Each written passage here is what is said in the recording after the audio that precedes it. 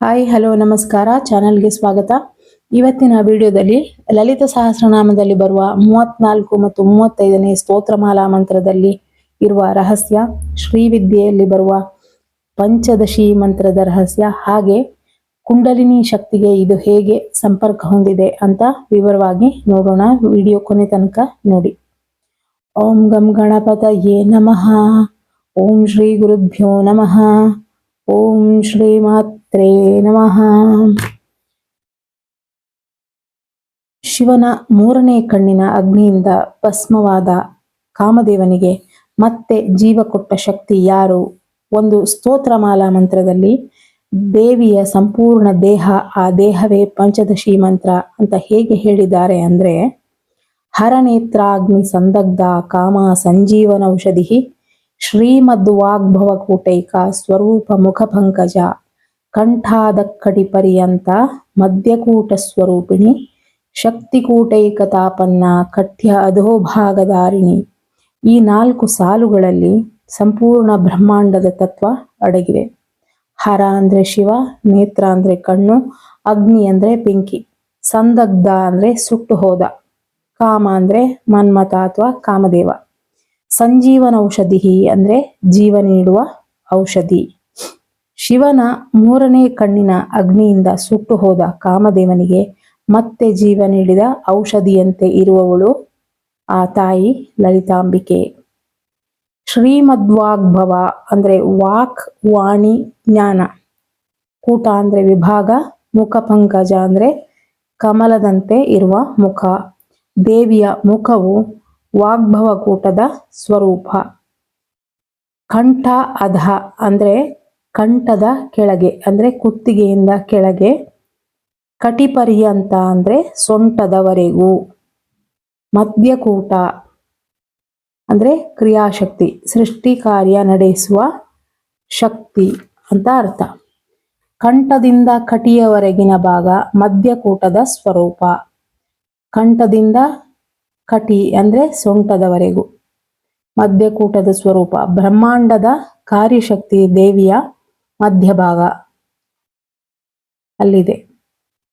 ಶಕ್ತಿಕೂಟ ಅಂದ್ರೆ ಮಂತ್ರದ ಶಕ್ತಿ ವಿಭಾಗ.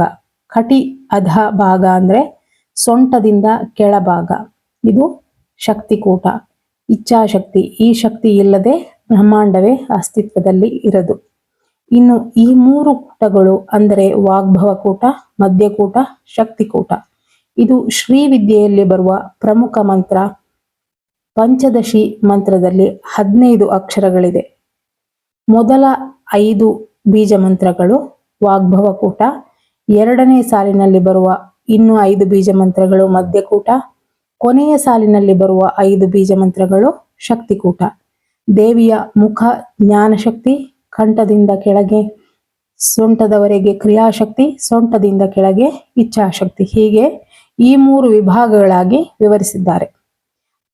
ಆ ಮಂತ್ರವನ್ನ ಇಲ್ಲಿ ಹೇಳುವ ಹಾಗಿಲ್ಲ. ಶ್ರೀವಿದ್ಯೆಯಲ್ಲಿ ಗುರುಮುಖೇನ ಕಲಿಯಬೇಕು ಅನ್ನೋದು, ಅದು ಅದರ ಮಂತ್ರವನ್ನ ಇಲ್ಲಿ ಹೇಳುವ ಇದರಲ್ಲಿ ಇಲ್ಲ, ಯಾಕೆಂದ್ರೆ ಅದು ಗುಪ್ತವಾಗಿರುವಂತ ಮಂತ್ರ. ಹಾಗೆ ಮಂತ್ರಗಳನ್ನ ಇಲ್ಲಿ ನಾನು ಹೇಳ್ತಾ ಇಲ್ಲ. ಹಾಗೆ ಕುಂಡಲಿನಿ ಯೋಗದಲ್ಲಿ ವಾಗ್ಭವ ಕೂಟ ಅಂದ್ರೆ ಆಜ್ಞಾ ಚಕ್ರ, ಮಧ್ಯಕೂಟ ಅಂದ್ರೆ ಅನಾಹತ ಚಕ್ರ, ಶಕ್ತಿಕೂಟ ಅಂದ್ರೆ ಮೂಲಾಧಾರ ಚಕ್ರ. ಹೀಗೆ ದೇವಿಯ ಮುಖ ಪಂಚದಶಿ ಮಂತ್ರದ ಮೊದಲ ಕೂಟ ಜ್ಞಾನವಾಣಿ, ವೇದ ಎಲ್ಲವೂ ಇಲ್ಲಿಂದ ಬರುವಂತಹದ್ದು. ಮುಖವೇ ಬ್ರಹ್ಮಜ್ಞಾನದ ಮೂಲ ಅಂದ್ರೆ ತಾಯಿಯ ಮುಖವೇ ಬ್ರಹ್ಮಜ್ಞಾನದ ಮೂಲ. ಇದು ಕೇವಲ ದೇವಿಯ ವಿವರಣೆ ಅಲ್ಲ, ತಂತ್ರದ ಪ್ರಕಾರ ಶ್ರೀವಿದ್ಯಾ ಸಾಧಕರು ಹೇಳೋದು ಮಂತ್ರವೇ ದೇವಿ, ದೇವಿಯೇ ಬ್ರಹ್ಮಾಂಡ, ಬ್ರಹ್ಮಾಂಡವೇ ನಮ್ಮ ದೇಹ ಅನ್ನೋದು. ಈ ಸ್ತೋತ್ರಮಾಲಾ ಮಂತ್ರ ದೇವಿಯ ರೂಪವನ್ನು ಅಷ್ಟೇ ಹೇಳುವುದಲ್ಲ, ಇದು ಮಾನವ ದೇಹದ ರಹಸ್ಯವನ್ನ ಕೂಡ ಹೇಳುತ್ತೆ. ಮಾನವ ದೇಹದಲ್ಲಿರುವ ಎನರ್ಜಿ ಪಾಯಿಂಟ್ಗಳು ಅಂದ್ರೆ ಮೂಲಾಧಾರ ಚಕ್ರ, ಸ್ವಾದಿಷ್ಠಾನ, ಮಣಿಪೂರ, ಅನಾಹತ, ವಿಶುದ್ಧಿ, ಆಜ್ಞಾ, ಸಹಸ್ರಾರ. ಈ ಚಕ್ರಗಳಲ್ಲಿ ಕುಂಡಲಿನಿ ಶಕ್ತಿ ಏರುತ್ತಾ ಹೋಗ್ತದೆ. ಅಂದರೆ ಮಾನವ ದೇಹವೇ ದೇವಿಯ ಮಂತ್ರಮಯ ಮಂದಿರ. ಇದು ಮಂತ್ರ, ಯಂತ್ರ, ತಂತ್ರ ಮತ್ತು ಮಾನವ ದೇಹದ ಕುಂಡಲಿನಿ ನಕ್ಷೆ. ಹಾಗೆ ಶ್ರೀಯಂತ್ರ ಅಥವಾ ಶ್ರೀಚಕ್ರದಲ್ಲಿ ಕೂಡ ಈ ಶಕ್ತಿಗಳು ಅಡಗಿವೆ. ಶ್ರೀಚಕ್ರವನ್ನ ಸಾಮಾನ್ಯ ಯಂತ್ರ ಅಂತ ಕರೆಯಲ್ಲ, ಅದು ಬ್ರಹ್ಮಾಂಡದ ಸಂಪೂರ್ಣ ನಕ್ಷೆ. ಮೇಲ್ಮುಖವಾಗಿ ಇರುವ 4 ತ್ರಿಕೋಣಗಳು ಶಿವತತ್ವವನ್ನು, ಕೆಳಮುಖವಾಗಿ ಇರುವ 5 ತ್ರಿಕೋಣಗಳು ಶಕ್ತಿ ತತ್ವವನ್ನ ಸೂಚಿಸುತ್ತೆ. ಶ್ರೀಚಕ್ರದ ಮಧ್ಯದಲ್ಲಿ ಇರುವ ಬಿಂದು, ಈ ಬಿಂದು ಸಂಪೂರ್ಣ ಬ್ರಹ್ಮಾಂಡದ ಮೂಲ. ಈ ಬಿಂದುವೆ ಲಲಿತಾ ತ್ರಿಪುರ ಸುಂದರಿಯ ಪರಮಸ್ಥಾನ ಅಂತ ಶ್ರೀ ವಿದ್ಯಾತಂತ್ರ ಹೇಳುತ್ತೆ.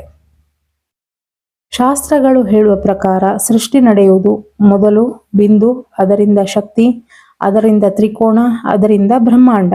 ಅಂದ್ರೆ ಶ್ರೀಚಕ್ರದ ವಿನ್ಯಾಸವೇ ಸೃಷ್ಟಿಯ ಕ್ರಮವನ್ನ ತೋರಿಸುತ್ತೆ.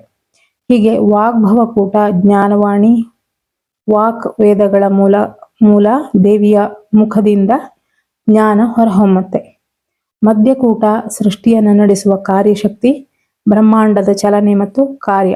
ಶಕ್ತಿಕೂಟ ಸೃಷ್ಟಿಯ ಮೊದಲ ಸಂಕಲ್ಪ, ಎಲ್ಲಾ ಶಕ್ತಿಗಳ ಮೂಲ.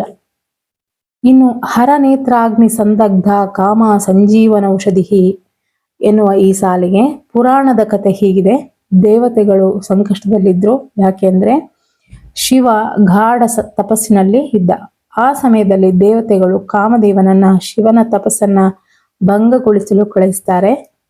ಕಾಮದೇವ ತನ್ನ ಪುಷ್ಪ ಬಾಣದಿಂದ ಶಿವನ ತಪಸ್ಸನ್ನ ಭಂಗಗೊಳಿಸಿದಾಗ ಶಿವನು ಕೋಪದಿಂದ 3ನೇ ಕಣ್ಣು ತೆರೆದಾಗ ಆ ಕಣ್ಣಿನ ಅಗ್ನಿಯಿಂದ ಕಾಮದೇವನ ಭಸ್ಮವಾಗುತ್ತೆ. ಇದರಿಂದ ಎಲ್ಲರೂ ಬೆಚ್ಚಿ ಬೀಳ್ತಾರೆ. ಯಾಕೆಂದ್ರೆ ಕಾಮದೇವ ಕೇವಲ ಪ್ರೇಮದ ದೇವತೆ ಅಲ್ಲ, ಅವನು ಸೃಷ್ಟಿಯ ಪ್ರೇರಣಾ ಶಕ್ತಿ.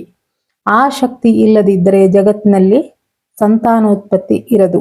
ಅದೇ ಸಮಯದಲ್ಲಿ ಲಲಿತಾಂಬಿಕೆಯ ಕೃಪೆಯಿಂದ ಕಾಮದೇವನು ಮತ್ತೆ ಜೀವ ಪಡೆದನು. ಆದ್ದರಿಂದ ಕಾಮನಿಗೆ ಪುನರ್ಜೀವ ನೀಡುವ ಔಷಧಿ ಅಂತ ತಾಯಿ ಲಲಿತೆಯನ್ನ ಇಲ್ಲಿ ವರ್ಣಿಸಿದ್ದಾರೆ. ಹೀಗೆ ತಾಯಿಯ ಶರೀರವೇ ಮಂತ್ರಮಯ. ಅತ್ಯಂತ ಪವಿತ್ರ ಮತ್ತು ಗೂಢವಾದ ಪಂಚದಶಿ ಮಂತ್ರವೇ ಆಕೆಯ ರೂಪ. ಆಕೆಯ ರೂಪವೇ ಮಂತ್ರ. ದೇವಿಯೇ ಬ್ರಹ್ಮಾಂಡ, ಬ್ರಹ್ಮಾಂಡವೇ ಮಾನವ ದೇಹ. ಅಂದ್ರೆ ಯಾವಾಗ ನಾವೆಲ್ಲ ಈ ಸತ್ಯವನ್ನ ಅರಿತೇವೆಯೋ ಆಗ ತನ್ನ ಹೃದಯವೇ ದೇವಾಲಯ, ತನ್ನ ಉಸಿರೇ ಮಂತ್ರ, ತನ್ನ ಆತ್ಮವೇ ದೇವಿ ಎಂಬ ಗೂಢ ರಹಸ್ಯ ತಿಳಿದಂತೆ. ಹೀಗೆ ಮಂತ್ರ, ಯಂತ್ರ, ತಂತ್ರ ಎಲ್ಲವೂ ಆಕೆ. ಆ ತಾಯಿ ಅಖಿಲಾಂಡ ಕೋಟಿ ಬ್ರಹ್ಮಾಂಡ ನಾಯಕಿ, ತ್ರಿಪುರೇಶಿ, ಆ ತ್ರಿಪುರ ಸುಂದರಿ ನಮ್ಮ ಪ್ರತಿ ಉಸಿರಿನಲ್ಲೂ ಆಕೆಯೇ ಇರುವಾಗ ಆ ಉಸಿರಿನ ಜೊತೆ ಆಕೆಯ ಮಂತ್ರವೋ ಅಥವಾ ನಾಮ ಸೇರಿದ್ರೆ ಆಗುವ ಅದ್ಭುತಗಳ ಸಾಲನ್ನ ಏನೆಂದು ವರ್ಣಿಸೋದು ಅಲ್ವಾ ಅಂತ ಹೇಳ್ತಾ ಮುಂದಿನ ವಿಡಿಯೋದಲ್ಲಿ ಸಿಗ್ತೀನಿ. Thank you for watching.